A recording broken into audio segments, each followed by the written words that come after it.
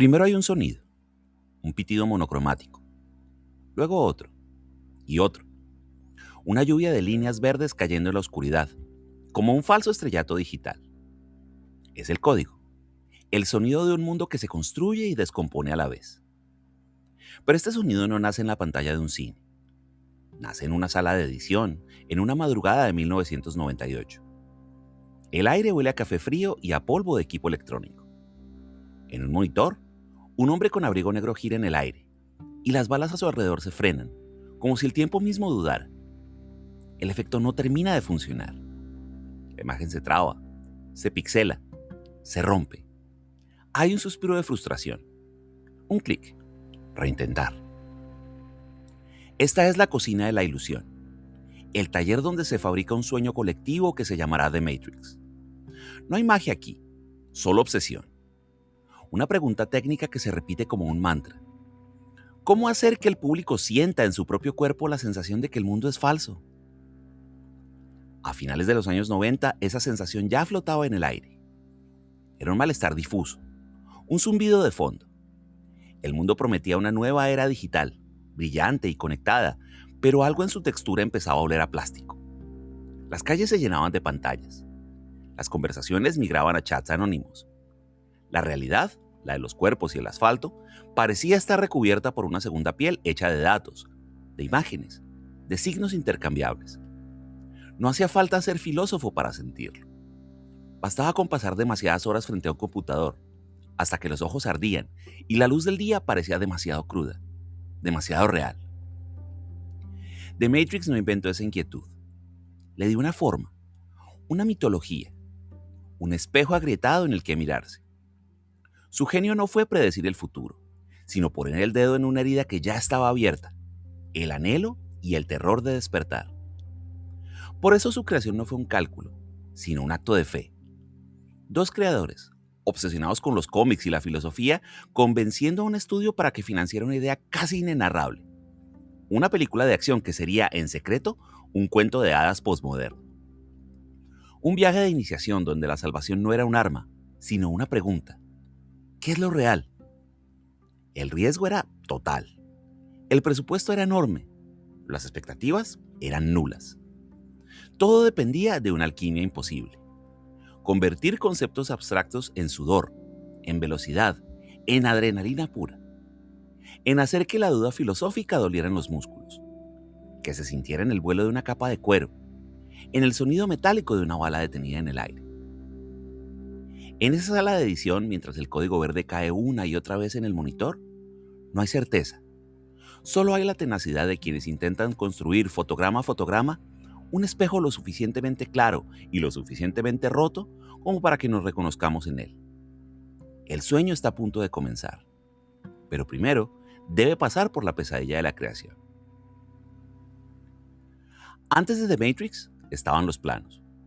Hojas de papel milimetrado donde se descomponía cada golpe, cada salto, cada giro de cámara con la precisión de un arquitecto o de un neurótico. Los hermanos que firmaban esos planos, Larry y Andy Wachowski, no venían de las escuelas de cine. Venían de los andamios, de trabajos en obra y de las estanterías de cómics y novelas gráficas donde se guardaban otros mundos. Su lenguaje nació en los márgenes, entre el cruce entre el pensamiento elevado y la cultura popular más visceral. Hablaban de filosofía con la misma naturalidad con la que desgranaban los volúmenes de un manga. En su primer guión vendido, Asesinos, ya latía la obsesión. Personajes expertos, atrapados en sistemas que los superaban, obligados a seguir reglas que no habían escrito. Era un tema abstracto, pero para ellos era algo tangible, una sensación de prisión. Su proceso creativo era físico, casi artesanal. Construían maquetas de escenas con figuras de acción, storyboards que eran cómics mudos y detallados. No confiaban solo en la palabra, necesitaban ver el movimiento, la geometría del conflicto. El cuerpo en el espacio era una ecuación que debía resolverse.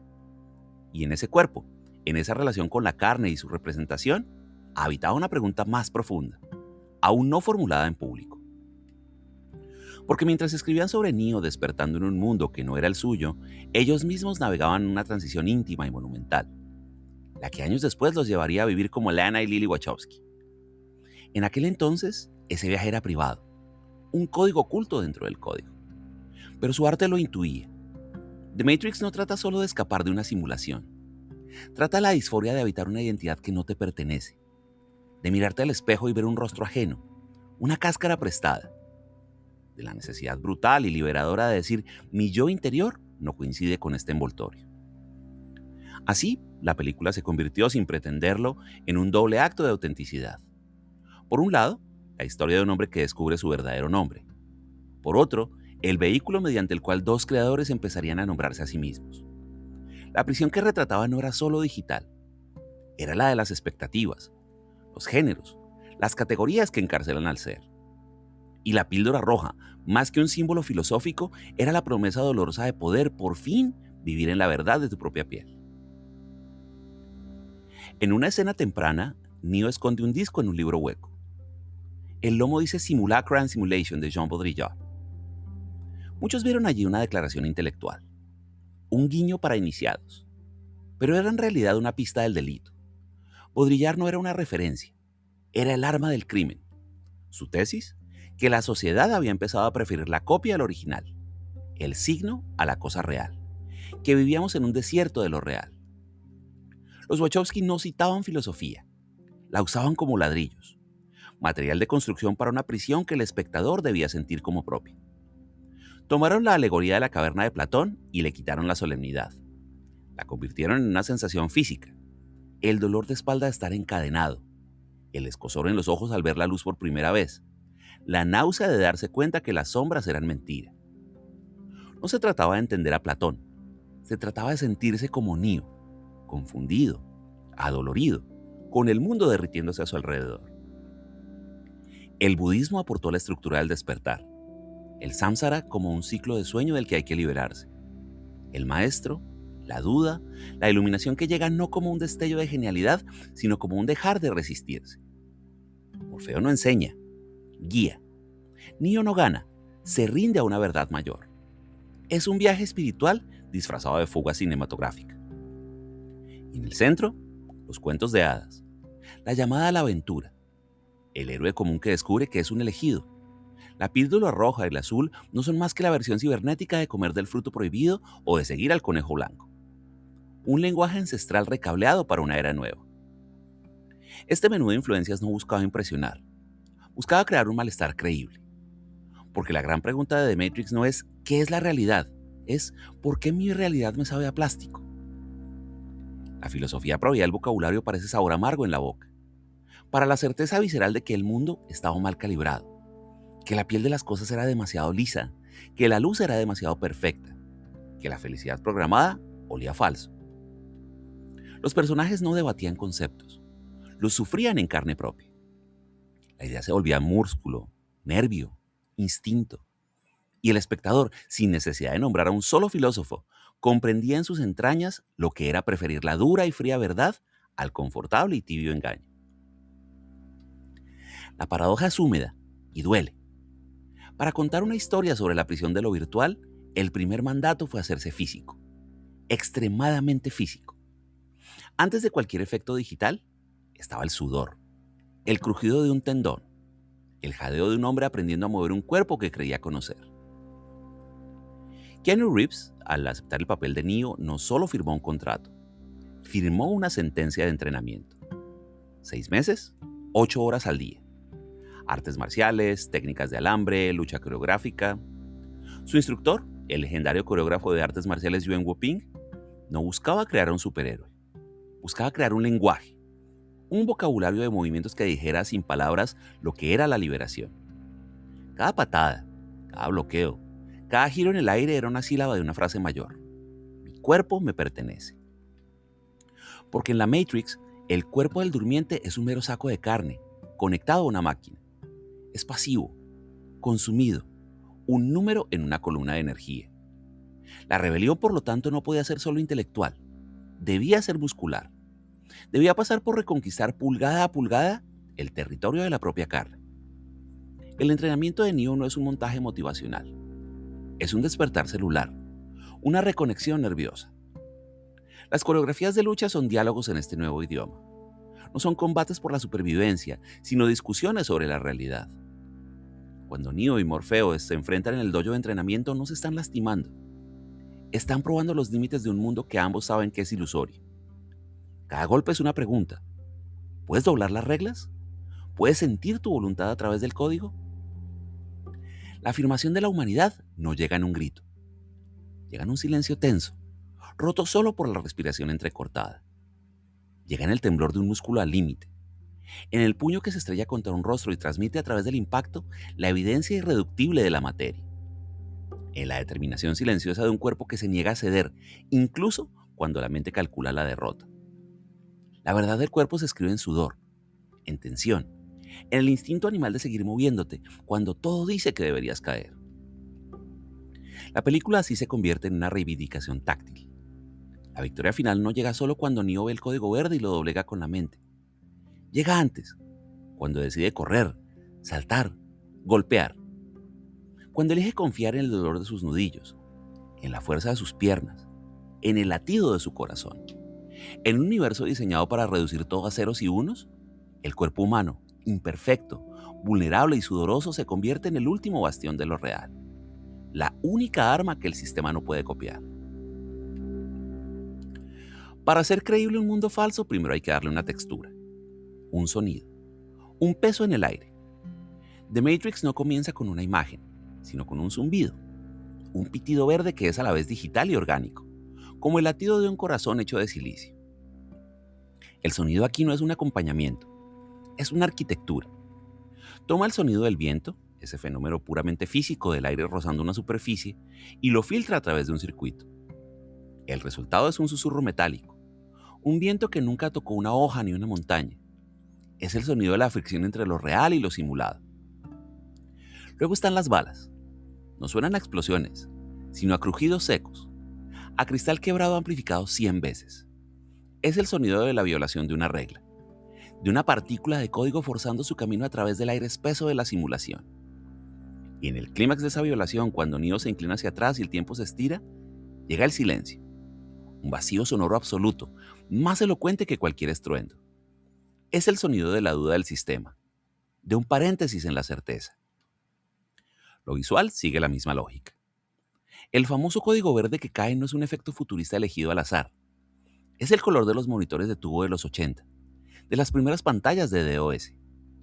Un verde fosforescente que para quienes crecieron con él huele a polvo y electricidad estática. Es una nostalgia por una tecnología ya obsoleta, por una inocencia digital perdida. La Matrix se viste con el recuerdo de nuestros primeros sueños con máquinas. Y los cuerpos, envueltos en cuero negro, lustroso, no es un uniforme de poder, sino una segunda piel, una membrana que aísla del mundo falso, que unifica, borra las curvas y los ángulos, suaviza el género, convierte al individuo en una silueta elegante y resistente. Es la piel del rebelde, artificial, pero conscientemente elegida. Una armadura que al ser usada se vuelve tan personal como una huella dactilar.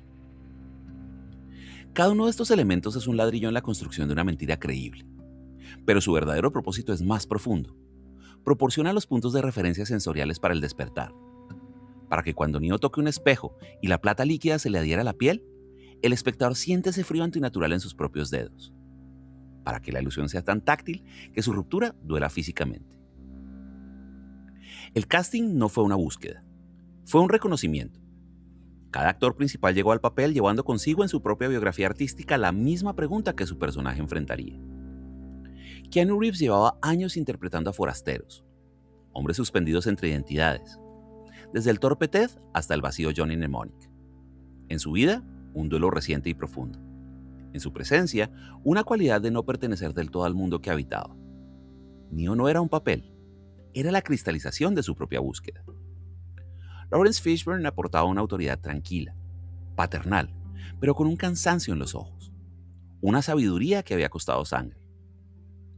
No había que actuar con el peso del mundo, porque ya lo llevaba en los hombros. Su Morfeo no convence a Neo con discursos, sino con la fatiga serena de quien ha visto demasiado y sigue eligiendo creer.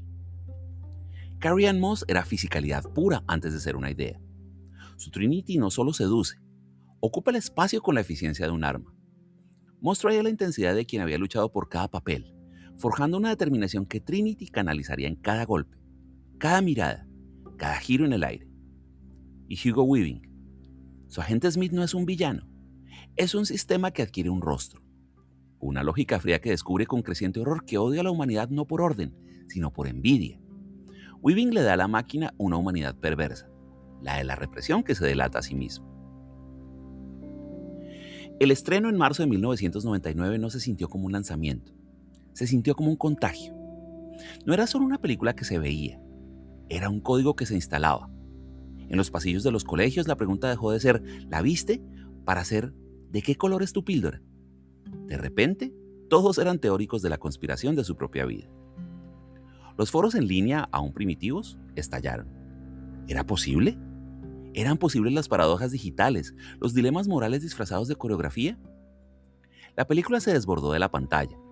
Se coló en las conversaciones, en la moda con abrigos largos y gafas pequeñas, en la manera de mirar a nuestro alrededor con una nueva sospecha elegante. Había nacido un estilo paranoico de la era digital. Gurús tecnológicos la citaron en conferencias. Teólogos vieron en ella una parábola moderna. La cultura la diseccionó, la celebró y en el mismo gesto la convirtió en mercancía. La paradoja se hizo carne. Un mensaje sobre desconfiar de los sistemas se transformó en un producto masivo, en un sistema de referencias y objetos de consumo. La píldora roja se estampó en camisetas.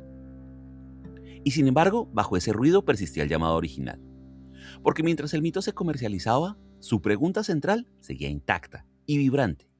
La gente no compraba el eslogan, se conectaba con la herida, con la intuición de que en efecto algo no encajaba. La película había dado un lenguaje a una desazón que no tenía nombre. Y así The Matrix logró lo imposible. Se volvió mainstream, sin dejar de sentirse subversiva.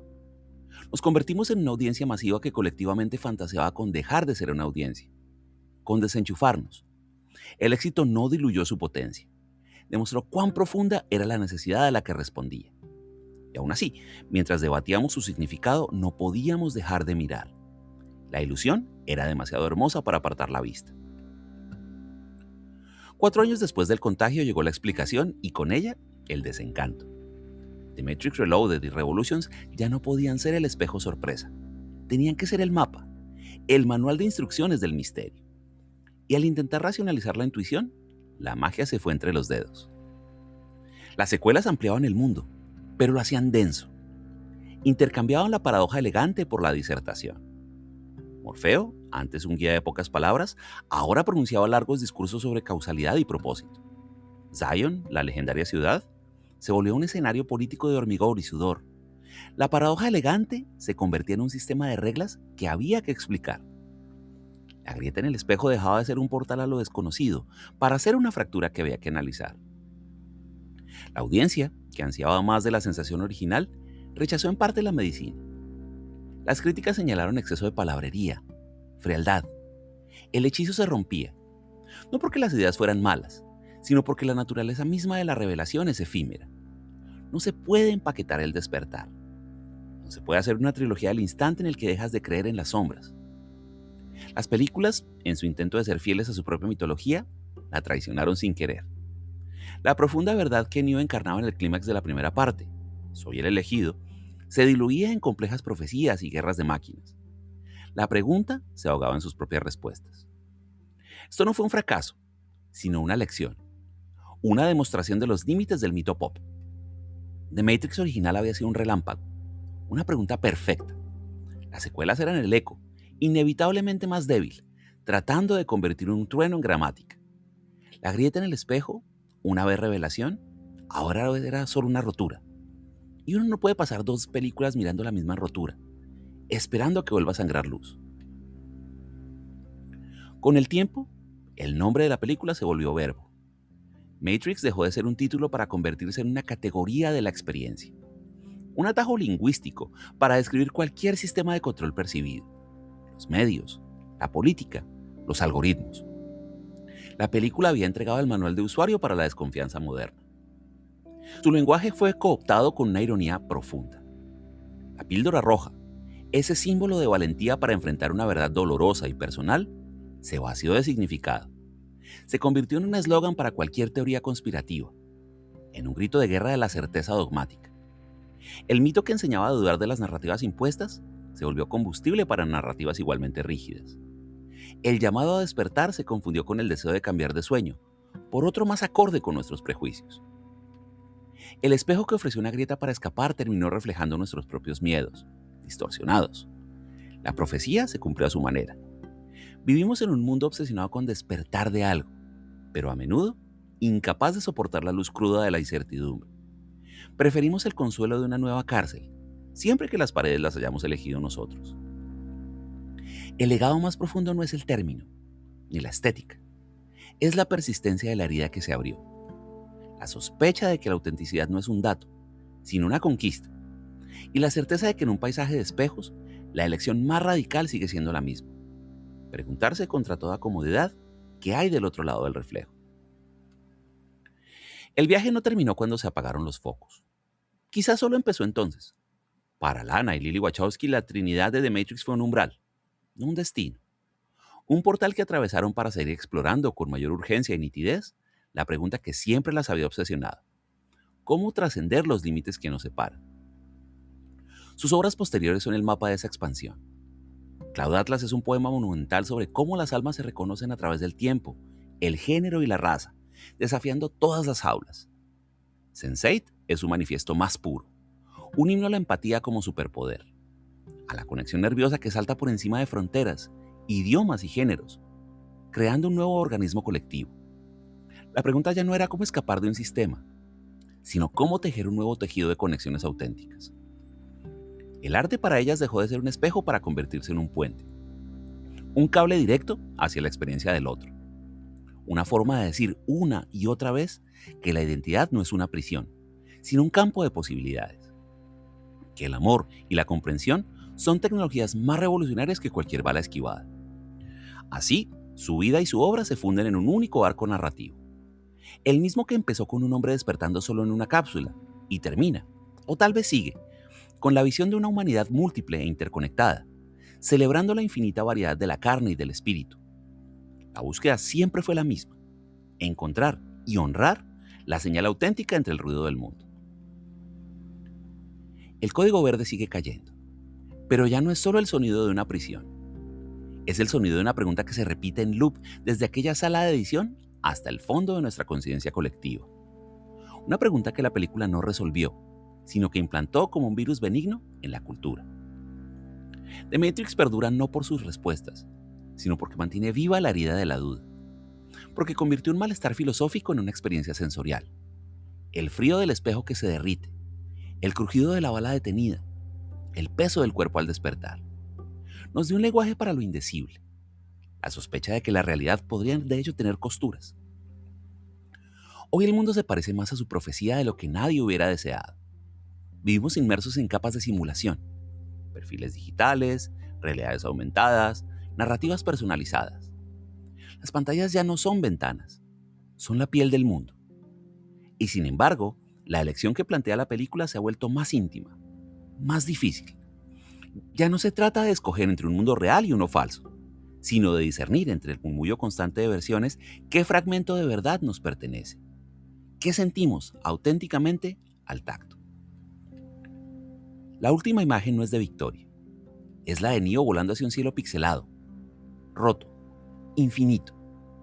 No hay garantías, solo la certeza de que, una vez vista la grieta, ya no se puede fingir que el espejo está intacto, que cada uno debe encontrar su propio equilibrio entre el sueño necesario y la vigilia implacable. El sonido final no es un estruendo, es el clic de un teclado, o el latido de un corazón dentro de una cápsula, o el suspiro de quien, ante dos píldoras, entiende que la elección no es un momento, sino una práctica diaria. La luz del código se funde con la oscuridad. La pregunta queda flotando, sin dueño, esperando a que alguien en algún lugar decida escuchar de nuevo su propio pulso bajo el ruido del mundo. Gracias.